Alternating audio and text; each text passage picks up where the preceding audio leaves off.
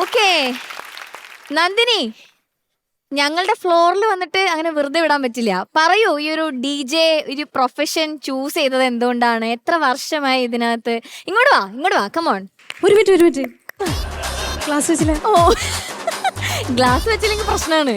ഈ ഗ്ലാസിനകത്താണോ എല്ലാം ഇരിക്കുന്നത്? ഗ്ലാസ്സിലാണ് DJസിന്റെ എല്ലാം ആറ്റിറ്റ്യൂഡ്. ഓക്കെ, പറയൂ, എത്ര വർഷമായി ഈ ഒരു പ്രൊഫഷൻ ചൂസ് ചെയ്തിട്ട്? ഞാനിപ്പോ ഒരു 2013 മുതൽ പ്ലേ ചെയ്യാൻ തുടങ്ങിയിട്ടുണ്ട്. ഓ താങ്ക് യു. യെസ്. ഓക്കെ, എനിക്കൊന്നും കാണത്തില്ല, ഒരു മിനിറ്റ്. ഇതില്ലാണ്ട് പറ്റില്ല, പക്ഷെ ഒന്നും കാണുന്നില്ല. ഓക്കെ, എന്തുകൊണ്ടാണ്? ഞാനൊരു DJയോട് സംസാരിക്കാൻ വേണ്ടി കണ്ണട ഇട്ട് റെഡി ആയിരിക്കായിരുന്നു. അങ്ങ് ഇമാജിൻ ചെയ്താ മതി. എന്നാ ശരി, ഞാനിവിടെ ഉണ്ട്, കണ്ണാടി ഉണ്ട്.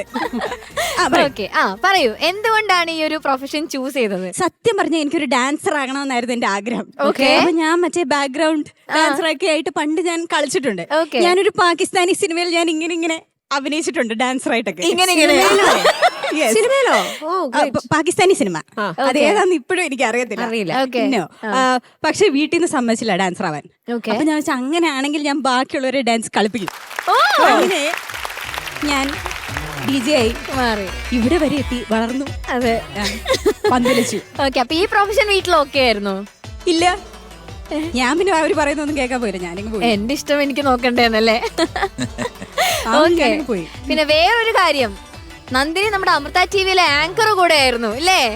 എന്താ അതൊക്കെ പറയേ, അമൃത TVയുടെ ഫ്ലോറിലല്ലേ ഇപ്പൊ നിക്കുന്നേ? ഞാനിങ്ങനെ ഒറ്റയ്ക്ക് വന്നു, ഞാൻ അങ്ങനെയാണ് ഇങ്ങനെയാണെന്നൊക്കെ പറഞ്ഞ മോശമല്ലേ? എന്ന് പറയൂ. എന്നോട് ചോദിച്ചാൽ ഞാൻ ഇങ്ങനെ തള്ളി തരും. അമൃത TVയിലെ ആ ഒരു ഷോ ഏതായിരുന്നു? ആ ഒരു എക്സ്പീരിയൻസ് പറയൂ. Home minister. ഓക്കെ, രമേശ് വിശാരടി ചേട്ടന്റെ കൂടെ പണ്ട് കുട്ടിയൊക്കെ കുട്ടിയായിരുന്ന സമയത്ത്, വളരെ വളരെ കുട്ടിയായിരുന്ന സമയത്ത്, അന്ന് ഞാനും കുട്ടിയായിരുന്നു. അപ്പൊ അന്നാണ് ഞാൻ ആദ്യമായിട്ട് അമൃത TVയുടെ ഫ്ലോറിൽ വന്നിട്ട് വലിയ വലിയ കഥകൾ പറയുന്നതും ആങ്കർ ചെയ്തതും. ഓക്കെ, ശരത് സാർ, എങ്ങനെ ഉണ്ടായിരുന്നു നന്ദിനിയുടെ DJ? ഞാൻ ഉറങ്ങിയതൊന്നും അറിഞ്ഞില്ല. സാർ എങ്ങനെ? നന്ദിനി നന്നായിരുന്നു. സാർ, എനിക്ക് സാറിനോടൊരു കാര്യം ചോദിക്കാനുണ്ട്. ആക്ച്വലി സാറിനോട് ചെറിയൊരു കണക്ക് തീർക്കാനുണ്ട് എനിക്ക്. പെട്ടെന്നാവട്ടെ, ഞാനും ആ ഒരു മൂഡില്ല. അയ്യോ, ന്യൂ ഇയർ ആണ്, ഇവിടെ അടി ഉണ്ടാക്കരുത് നിങ്ങൾ പ്ലീസ്. എനിക്കിത് പറഞ്ഞേ പറ്റൂ.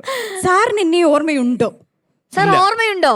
എനിക്ക് ഓർമ്മയില്ല. ഓർമ്മയില്ല? എങ്കിൽ ഞാൻ പറയാം. ഒരു 10 വർഷം മുന്നേ എന്റെ ആദ്യത്തെ TV ഷോയിൽ, എന്റെ ഏറ്റവും ആദ്യത്തെ TV ഷോയിൽ സാറായിരുന്നു എന്റെ ഗസ്റ്റ് ആയിട്ട് വന്നത്. ഞാൻ സാറിന്റെ ഇന്റർവ്യൂ എടുത്തിട്ടുണ്ട്, സാറും ചിത്ര ചേച്ചിയും കൂടെ. അന്ന് എനിക്ക് സാറിനോടുള്ള ആരാധന മൂത്ത് ഞാൻ സാറിനോട് ഞാനൊരു ആഗ്രഹം പറഞ്ഞു. സാറിന്റെ ക്ഷണക്കത്ത് എന്ന് പറയുന്ന സിനിമയ്ക്കകത്തെ ആ രാഗം എന്ന് പറയുന്ന പാട്ടിലെ ആ എന്ന് പറയുന്ന ഭാഗം എന്നെ പഠിപ്പിക്കണമെന്ന്. ഇപ്പൊ ഓർമ്മ വരുന്നു. ഇതിൽ കൂടുതലൊന്നും പറയാം. ഇപ്പൊ കുറച്ച് സ്നേഹം ഉണ്ടായിരുന്നു. എന്നിട്ട് സാർ എന്നെ പാടിപ്പിക്കാൻ ശ്രമിച്ചു, നടന്നില്ല. കേൾക്കണം. സാർ അവസാനം പറഞ്ഞു, ഈ ആയിക്കാത്ത സംഗതികളൊന്നും വേണ്ട, റോക്കറ്റ് വിട്ട പോലെയൊക്കെ പാടിക്കോളാൻ. പക്ഷേ അത് കഴിഞ്ഞ് 10 വർഷം കഴിഞ്ഞു, അതവിടെ തീരുന്നില്ല. ഞാൻ പാട്ട് പഠിച്ചു. ഓക്കെ, ഈ 10 വർഷം കഴിഞ്ഞിട്ട് വീണ്ടും ഇന്ദുചൂടൻ ശരത് സാറിന്റെ മുന്നിൽ എത്തിയിരിക്കുകയാണ് ഒരു കാര്യം പറയാനായിട്ട്. ഇന്നും എനിക്കത് പാടാനറിയില്ല. എന്നാലും നമുക്കൊന്ന് ട്രൈ ചെയ്യാം. Please come on again. പക്ഷേ കഥ അവിടെ തീരുന്നില്ല. കഥ അവിടെ തീരുന്നില്ല സാറേ. അല്ല, അല്ലെങ്കിൽ വേണം, ഞാൻ പറയുന്നില്ല. നിർബന്ധിച്ചാ ഞാൻ പറയും. ഞാൻ നിർബന്ധിക്കുന്നു, പറയൂ. നിർബന്ധിക്കുന്നു. സത്യം പറഞ്ഞ ശരത് സാറിന്റെ മുന്നിൽ വെച്ച് ഞാൻ ഇത് പറയാൻ പാടില്ല. ഞാൻ ഇത് കഴിഞ്ഞിട്ട് ഞാൻ നേരെ ഓടി അങ്ങ് പോകണം.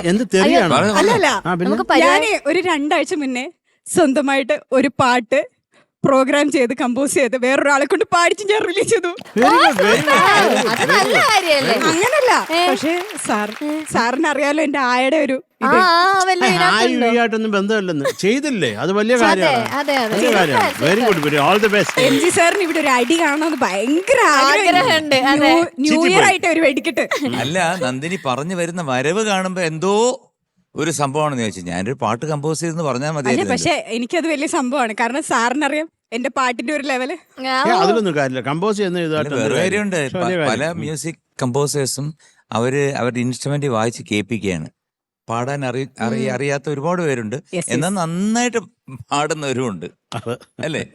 ശരത് പോലെ എടേ എന്തോന്ന് അതെ ശരത് സത്യം. സാർ സത്യം. എങ്ങനെ ഉണ്ടായിരുന്നു സാർ? നമുക്ക് വേണം രാഗം അങ്ങനെ തന്നെയാ പാടുന്നത്. അല്ല എനിക്ക് അങ്ങനെ പറ്റിപ്പോ പാടിയപ്പോ പെട്ടെന്ന് ഇത് ഓർമ്മ വന്നോ സാർ? ഇവിടെ ഇവക്ക് പാട്ട് പഠിപ്പിച്ചതിന് ശേഷം അങ്ങനെ ആയത്. ഒന്ന് നേരെ ആ, രാഗം try പാടി ചെയ്യ്. പാടുന്ന. ആ, ട്രൈ പാടിക്ക്. ചെയ്ത് നന്ദിനി. ഇല്ല, പറ്റും. സാറ് ചുമ്മാ try. പാടിത്തരും നന്ദിനി. നിക്ക് നിക്ക് നിക്ക് നിക്ക്. ഇതെന്താ സാറ് ഇത്? പാട്, സാർ ആദ്യം. ആ. Okay bye. ഒന്ന് ഒന്ന് It's okay. എല്ലാം പറഞ്ഞ പോലെ താങ്ക് യു. നിങ്ങളെല്ലാവരും കണ്ടതിൽ ഒരുപാട് സന്തോഷം. Ni pa maga